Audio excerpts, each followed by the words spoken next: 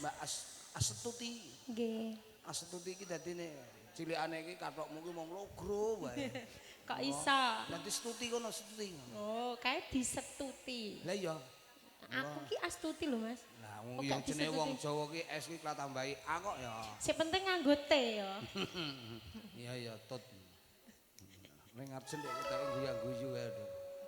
Sumeh kok engko nek merengut mbok dikira ngersula nyambut gawe. Nek kok wingi kuwi kok pengorjen kuwi anake ngger merengut wae. Kae paling gawan kok ngomah. Tibake wis ora nampa bayaran. Ayo, Dok. Mendah boyo yen to sida. Ake. An angguko.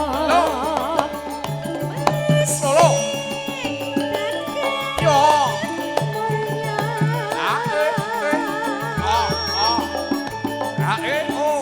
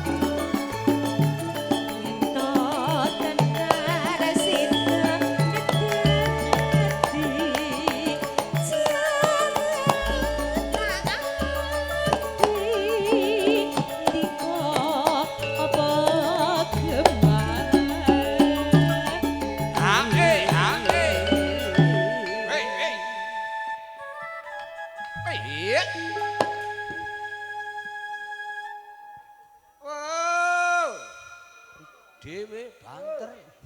Ya ora apa-apa kok wong Lah iya. semangat kok. Nggih, Nduk. Dalem. Engko mbok telaske, mbok entekke. Nggih. Purna menika pakurmatan saking keluarga Ageng Sumberjo. Nggih. Nah, soalnya pun dahar iki wis penak. Heeh. Yo. Mendah boyo yen to sida urip lan Lo. Lolo. Iya.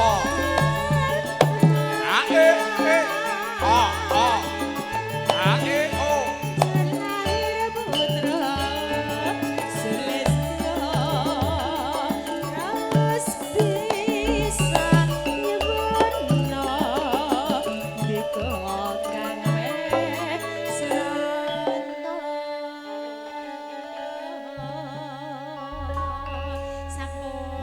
Agung ing panuwun sambung wanci dalu sampun